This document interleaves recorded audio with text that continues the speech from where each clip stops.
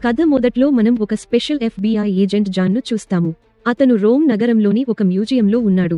జాన్కి సమాచారం వచ్చింది, ఒక ప్రసిద్ధ దొంగ నోలన్ బూత్ మ్యూజియంలో దొంగతనం చేయబోతున్నాడు అని. అతని టార్గెట్ అక్కడ ఉన్న విలువైన బంగారు గుడ్డు. జాన్ మ్యూజియం డైరెక్టర్కి ముందే హెచ్చరించాడు, కానీ అతను మ్యూజియం సెక్యూరిటీ బలంగా ఉంది అని చెప్పి పట్టించుకోలేదు. కానీ జాన్ తన తనిఖీ కొనసాగించాడు. అప్పుడు అతను ఆశ్చర్యకరమైన విషయాన్ని గమనించాడు. అక్కడున్న గుడ్డు నకిలీది. అసలు గుడ్డు ముందే దొంగిలించబడింది అని తెలుసుకున్న జాన్ తన అనుమానం నిజమని నిర్ధారించుకోవడానికి ఆ గుడ్డు మీద సోడా పోశాడు. అంతలో మ్యూజియంలో అలారం మోగింది. జనాలు ఎక్కడికక్కడ పరుగులు తీశారు. ఆ సమయంలో నోలన్ కూడా అక్కడే ఉన్నాడు. జాన్ వెంటనే గ్రహించాడు, ఇతనే దొంగ అని.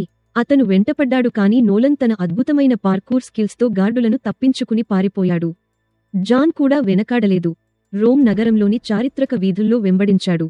కొద్దిసేపటికి నోలన్ పైప్లోంచి స్లైడ్ అవుతూ దొంగిలించిన గుడ్డుతో పారిపోయాడు. జాన్ అతని వెంబడి వెళ్లాడు, కానీ చివరికి నోలన్ తప్పించుకున్నాడు. 56 గంటల తర్వాత నోలన్ తన విజయం జరుపుకుంటున్నాడు. ఒక చేతిలో వైన్ గ్లాస్, మరో చేతిలో బంగారు గుడ్డు. తాను ప్రపంచంలోనే తెలివైన దొంగ అనుకుంటున్నప్పుడు జాన్ అతని ఇంట్లో ఇప్పటికే వేచి ఉన్నాడు. ఎటూ పారిపోవడానికి మార్గం లేక జాన్ అతన్ని అరెస్ట్ చేశాడు. నోలన్ ఆశ్చర్యపోయాడు. జాన్ నా అడ్రస్ ఎలా తెలుసుకున్నాడు అని. జాన్ చెప్పాడు, నీ అడ్రస్ నాకెవరో చెప్పారు. ఆమె పేరు బిషప్. ప్రపంచంలో నంబర్ 1 దొంగ. నువ్వు మాత్రం 2వ స్థానంలో ఉన్నావు. ఆ గుడ్డును ఇంటర్ పోల్ వాళ్లు సేఫ్గా తీసుకెళ్లడానికి సిద్ధం చేశారు. కానీ ఆ ఆపరేషన్ సమయంలో పెద్ద ట్విస్ట్ జరిగింది. ఒక అండర్కవర్ ఏజెంట్ అసలు గుడ్డును నకిలీతో మార్చేశాడు. ఆ ఏజెంట్ ఎవరో కాదు, అదే బిషప్. తర్వాత రోజు పరిస్థితి జాన్కు పూర్తిగా మారిపోయింది. అతనిపై దొంగలకు సహాయం చేశాడు అనే ఆరోపణలు వచ్చాయి. ఆరోపణలకు సాక్ష్యాలు ఉన్నాయి. అతని పేరుతో ఒక స్విస్ బ్యాంక్ అకౌంట్ తెరవబడి ఉంది. దానిలో $8 మిలియన్ జమయ్యాయి. అంతటితో జాన్కి ఉన్న గౌరవం నేలమట్టమైంది. అతన్ని అరెస్ట్ చేసి రష్యాలోని మంచు పర్వతాల మధ్య ఉన్న ఒక హై సెక్యూరిటీ జైలులో పెట్టారు. అక్కడ జాన్కి సెల్మేట్ ఎవరో తెలుసా? అదే నోలన్. ఇద్దరికీ ఒకే రూమ్. ఇప్పుడేమీ చేయలేక ఇద్దరూ ఒకరినొకరు సహించుకోవాల్సి వచ్చింది. ఆ జైలులో కొన్ని రోజులు గడిచాక నోలన్ ఒక్క విషయానికి గ్రహించాడు. వారిని ఇక్కడికి తెచ్చింది ఎవరో కాదు, అదే బిషప్. అదే ఆమె ప్లాన్. నోలన్ చెప్పాడు, ఈ గుడ్డు సంగతి అంత సింపుల్ కాదు. 3 బంగారు గుడ్లు ఉన్నాయి. ఒక ఈజిప్షియన్ బిలియనీర్ చెప్పాడు. తన కూతురు పెళ్లి ముందు ఈ 3 గుడ్లను ఎవరు తెస్తారో వారికి $300 మిలియన్ ఇస్తానని. ఇప్పటివరకు 2 గుడ్లు దొరికాయి, కానీ మూడోది ఎక్కడ ఉందో ఎవరికీ తెలియదు. బిషప్ కూడా ఆ గుడ్ల కోసం వెంబడిస్తోంది. మనం ఇద్దరినీ జైలుకి పంపించడం ఆమె ప్లాన్లో భాగం. ఎందుకంటే ఎవ్వరూ ఆమెను ఆపకూడదని ఆమె అనుకుంది. ఈలోపే గార్డులు వచ్చి వారిని జైలు వార్డెన్ ముందు తీసుకెళ్లారు. అక్కడ ఎవరు ఎదురుచూస్తున్నారు తెలుసా?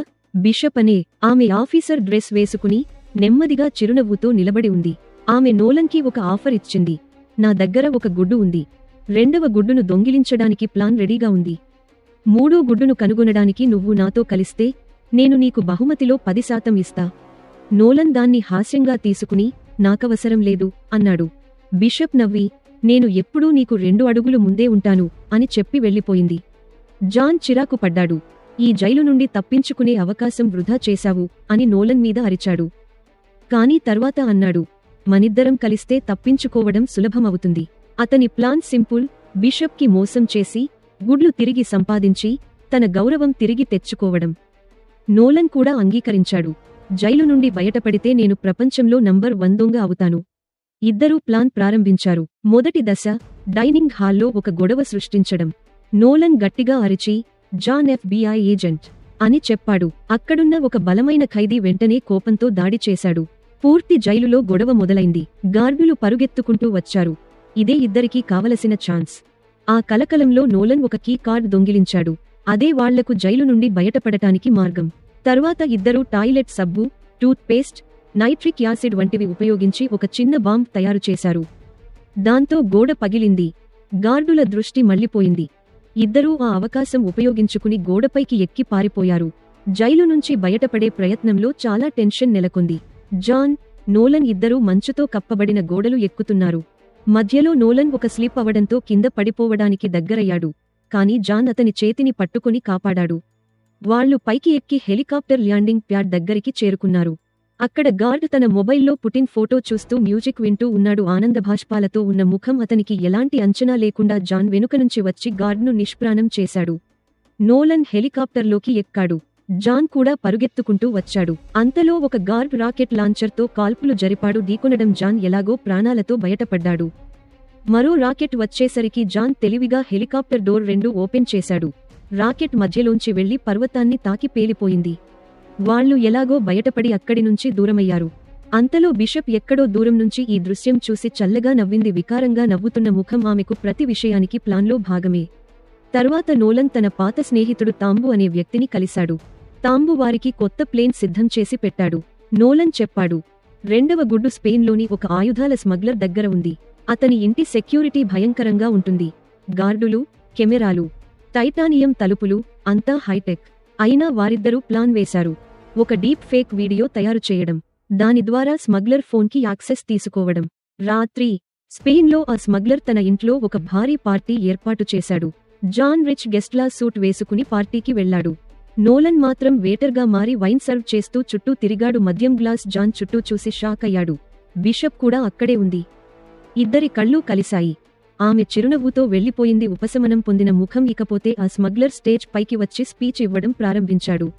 ఆలోపే జాన్ వెనుక నుంచి వెళ్లి అతని ఫోన్ దొంగిలించాడు. Interpol officer agent Das కూడా అక్కడే ఉన్నది. కానీ ఆమె సీక్రెట్గా వాళ్లను గమనిస్తోంది. ఇదంతా జరుగుతున్నప్పుడు నోలన్ జాన్పై వైన్ జల్లి, క్లోత్స్ చెత్తగా అయ్యాయి అని డ్రామా చేశాడు. ఇద్దరూ వాష్రూమ్కి వెళ్లి ఆ స్మగ్లర్ ఫోన్ పాస్వర్డ్ హ్యాక్ చేశారు. తాళం చెవితో వేసి ఉన్న తాళం గార్డుల షిఫ్ట్ మారడానికి 45 సెకండ్లు మాత్రమే ఉండడంతో అవకాశం ఉపయోగించి వాళ్లు తలుపు వద్దకు చేరుకున్నారు. డీప్ ఫేక్ వీడియో వాడి టైటానియం తలుపు తెరిచారు. అందులో ₹1000 విలువైన ఆర్టిఫాక్ట్స్, మధ్యలో విలువైన 2వ బంగారు గుడ్డు. చిన్న చిన్న మెరుపులు. వాళ్లు గుడ్డును తీసుకున్నారు. కానీ వెంటనే అలారం మోగిపోయింది. పోలీసు వాహనాలపై తిరిగే ఎరుపు లైట్ గార్డులు పరుగెత్తుకుంటూ వచ్చారు. అప్పుడు ఏజెంట్ దాస్ తుపాకీతో వాళ్ల ముందు ప్రత్యక్షమైంది. జాన్ చాకచక్యంగా ఆమె తుపాకీని పక్కకు తోసి తలుపు మూసేశాడు. అందులోపే బిషప్ అంధకారం నుంచి బయటకు వచ్చింది. నేనే ముందే లోపలికి వచ్చేశాను అని చెప్పింది. కళ్లద్దాలు పెట్టుకుని నవ్వుతున్న ముఖం. ఇప్పుడు ఒకవైపు జాన్, నోలన్, మరోవైపు బిషప్. వాల్ట్లోనే వీళ్ల ముగ్గురి మధ్య గట్టి ఫైట్ జరిగింది. బిషప్ తన ఫిట్నెస్, స్పీడ్తో ఇద్దరినీ దారుణంగా మట్టికరిపించింది. చెమటతో నోరు తెరిచి నవ్వుతున్న ముఖం. అంతలో ఆయుధాల స్మగ్లర్ లోపలికి వచ్చి చెప్పాడు, నేను బిషప్తో కలిసి ఉన్నాను. ఇద్దరూ షాక్ అయ్యారు. వెంటనే జాన్, నోలన్ని పట్టుకుని కింద బేస్మెంట్లో బంధించారు. జాన్, నోలన్ ఇద్దరూ బంధించబడ్డారు. చేతులు కాళ్లు కట్టేశారు. ఆ స్మగ్లర్ వాళ్ల ముందు కూర్చుని అడిగాడు, 3వ గుడ్డు ఎక్కడుందో చెప్పండి, లేదంటే మీరు బ్రతకలేరు. నోలన్ కాసేపు ఆలోచించి అబద్ధం చెప్పాడు. 3వ గుడ్డు ఈజిప్టులో దాగి ఉంది అని. స్మగ్లర్ నమ్మినట్టు నటించాడు. ఆ సమయంలో బిషప్ అక్కడికి వచ్చింది. ఆమె స్మగ్లర్కి షాంపైనిచ్చింది. కార్కుండే సీసా, అందులో ముందే నిద్రపోయే మందు కలిపింది. స్మగ్లర్ ఆ డ్రింక్ తాగిన వెంటనే నేలపై పడిపోయాడు. శ్వాస ఆగిపోయేలా అయింది. బిషప్ చిరునవ్వుతో వాల్ట్కి వెళ్లి 2వ గుడ్డును తీసుకుంది. గుడ్డు జాన్, నోలన్ని అక్కడే కట్టేసి వదిలేసి వెళ్లిపోయింది. కొద్దిసేపటికి స్మగ్లర్కి మళ్లీ జ్ఞానం వచ్చింది. తనను మోసం చేశారని గ్రహించి కోపంతో తుపాకీ తీసుకుని జాన్, నోలన్ మీద కాల్పులు జరిపాడు. నీటి పిస్టల్ గుళ్లలో ఒకటి వారిని కట్టేసిన తాడు తెంచేసింది. వాళ్లు వెంటనే బయటకు పరిగెత్తారు. కాని బయటికి రాగానే ఒక పెద్ద అరేనా మధ్యలో ఉన్నారు. కలవరపాటుగా ఉన్న ముఖం అది. Bull fight ring. సూర్యరశ్మి కళ్లలో పడడంతో ఏం జరుగుతుందో అర్థం కాలేదు. తర్వాతే వారు గమనించారు. ఒక పెద్ద కోపంగా ఉన్న ఎద్దు వాళ్లవైపు దూసుకొస్తోంది. ఎద్దు నోలన్ చేతులు ఊపుతూ ఆపే ప్రయత్నం చేశాడు. ఆ దృశ్యం చూసి ప్రేక్షకులు అరిచారు, వావ్, మేటడోర్. ఆనందభాష్పాలతో ఉన్న ముఖం. జాన్ ఎలాగో చాకచక్యంగా పక్కకు తప్పుకున్నాడు. నోలన్ మాత్రం గోడమీదకి ఎక్కి ప్రాణం దక్కించుకున్నాడు. ఎలాగో ప్రాణాలతో తప్పించుకుని వీధుల్లోకి పారిపోయి జనసందోహంలో కనుమరుగయ్యారు. రాత్రి ఇద్దరూ ఓ చోట ఆగి మాట్లాడుకున్నారు. అప్పుడు జాన్ తన మనసు తెరిచాడు. నాకు నా తండ్రి దొంగ. నన్ను చిన్నప్పుడు వదిలి వెళ్లిపోయాడు. అందుకే నేను పోలీస్ ఫోర్స్కి చేరాను. దొంగలని ద్వేషించాలనే కోపంతో. నోలన్ మౌనంగా విన్నాడు. తర్వాత అన్నాడు, నాకు 3వ గుడ్డు ఎక్కడుందో తెలుసు. అతను చెప్పాడు, ద్వితీయ ప్రపంచ యుద్ధం తర్వాత ఒక జర్మన్ ఆఫీసర్ అర్జెంటీనాకు పారిపోయాడు. తన దగ్గర ఒక సూట్ కేసుంది. అందులో ఒక గడియారం, కొంత బంగారం ఉన్నాయి. ఆ గడియారంలోనే 3వ గుడ్డు స్థానం రహస్యం దాగి ఉంది. అతని తండ్రి ఒక ట్రెజర్ హంటర్. అతను ఆ గడియారాన్ని కనుగొన్నాడు. కానీ గుడ్డును కనుక్కోలేకపోయాడు. ఇప్పుడు నోలన్ దగ్గర ఆ చివరి క్లూ ఉంది. ఎడమకి వంగి ఉన్న భూతద్దం వాళ్లు సిద్ధమై అర్జెంటీనా అడవుల వైపు బయలుదేరారు. గొప్ప పర్వతాలు, అడవులు దాటి ఒక పాత నాజీ బంకర్ వద్దకు చేరుకున్నారు. లోపలికి వెళ్లగానే లైట్లు వెలిగాయి. వేలాది పాత నాజీల ఖజానాలు మెరిసాయి. చిన్న చిన్న మెరుపులు మధ్యలో మూడవ బంగారు గుడ్డు ఉంది. గుడ్డు వజ్రం. అది చూసి ఇద్దరూ ఆశ్చర్యపోయారు. కాని వాళ్ల సంతోషం ఎక్కువసేపు నిలవలేదు. అప్పుడే అక్కడికి బిషప్ వచ్చేసింది. వికారంగా నవ్వుతున్న ముఖం. ఆమె వెంటనే జాన్, నోలన్ వైపు చూసి చిరునవ్వింది. నన్ను మించి ఆలోచించాలనుకున్నారా అని. ఇంతలో Interpol officer agent Das కూడా తన స్వాట్ టీంతో అక్కడికి వచ్చింది. ముందువైపు వస్తున్న పోలీసు వాహనం బంకర్లో గట్టి ఫైట్ ప్రారంభమైంది. గుళ్ల దాడులు, పేలుళ్లు, అరుపులు, అంతా గందరగోళం. ఆ కలకలం మధ్యలో జాన్, నోలన్, బిషప్ ముగ్గురూ కలిసి బయటకు పారిపోయారు. ఒక పాత ట్రక్ ఎక్కి బంకర్ నుంచి తప్పించుకున్నారు. కాని ముందే ఒక పెద్ద జలపాతం. సముద్రపు అల. ట్రక్ నేరుగా కిందకు పడి నది లోపల పడిపోయింది. నోలన్ బయటకు వచ్చాడు. అతని చేతిలో మూడవ గుడ్డు ఉంది. జాన్ కనిపించలేదు. అతను నీటిలోకి దూకి వెతకడం మొదలుపెట్టాడు. అప్పుడే షాకింగ్ ట్విస్ట్. జాన్ బతికే ఉన్నాడు. కాని అతనే బిషప్తో కలిసి పని చేస్తున్నాడు. భయంతో అరుస్తున్న ముఖం. నోలన్ నీటిలోకి దూకి జాన్ కోసం వెతుకుతుండగా అతను బయటకి వచ్చాడు, ప్రాణాలతో. కాని ఇప్పుడు నిజం బయలుపడింది. జాన్, బిషప్ ఇద్దరూ ఒకే టీం. భయంతో అరుస్తున్న ముఖం. వాళ్లు ప్రేమలో ఉన్నారు. ఎరుపు రంగు హృదయం. వీరిద్దరూ కలిసి మొదటినుంచే మొత్తం ఆట ఆడుతున్నారు. అసలు ప్లాన్ ఏంటంటే నోలన్ను ఉపయోగించి మూడవ గుడ్డుకి ఉన్న రహస్యాన్ని తెలుసుకోవడం. జాన్ తన FBI ఏజెంట్ పాత్రను బాగా పోషించాడు. బిషప్ విలన్ లా నటించింది. ఇద్దరూ కలిసి నోలన్ను పూర్తిగా మోసం చేశారు. ఇప్పుడు ముగ్గురు గుడ్లు వారి చేతుల్లో ఉన్నాయి. గ్రుడ్డు. నోలన్ మాత్రం చెట్టు దగ్గర కట్టేసి వదిలేశారు. అతను చూస్తూనే ఉన్నాడు.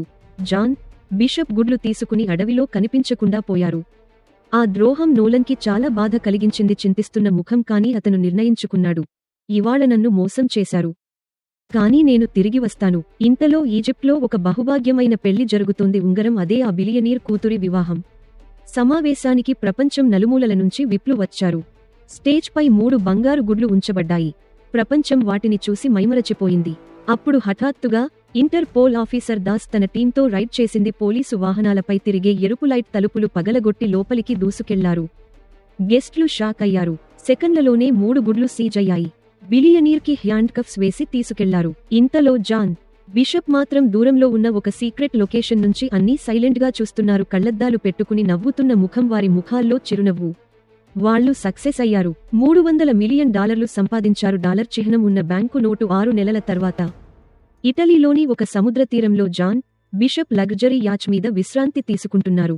అప్పుడే ఎవరో ఓ వ్యక్తి బోట్పై ఎక్కాడు. నోలన్, వికారంగా నవ్వుతున్న ముఖం. అతను నవ్వుతూ అన్నాడు, మీ అకౌంట్లన్నీ నాకు తెలుసు. ఇంటర్ పోల్కి సమాచారమిచ్చేశాను. మీరు సంపాదించిన డబ్బంతా ఫ్రీజ్ అయిపోయింది. జాన్, బిషప్ ఇద్దరూ షాక్ అయ్యారు. కలవరపాటుగా ఉన్న ముఖం. ఇప్పుడు వాళ్ల దగ్గర డబ్బు లేదు. నోలన్ నవ్వి చెప్పాడు, దొంగలను దొంగిలించడం నేర్చుకున్నా. ఆనందభాష్పాలతో ఉన్న ముఖం. అంతలోనే అన్నాడు, కానీ నాకొక కొత్త మిషన్ ఉంది. అది మన ముగ్గురూ కలిసి చేయాలి. జాన్ మొదట నిరాకరించాడు. కానీ బిషప్ చెప్పింది, మన దగ్గర డబ్బు లేదు కాబట్టి. ఎందుకూ లేదు? వికారంగా నవ్వుతున్న ముఖం. వాళ్లు మళ్లీ ఒక కొత్త మిషన్కి సిద్ధమయ్యారు. మరి ఆ మిషన్ ఏంటో అది రాబోయే సీక్వెల్లో తెలుస్తుంది. క్లాప్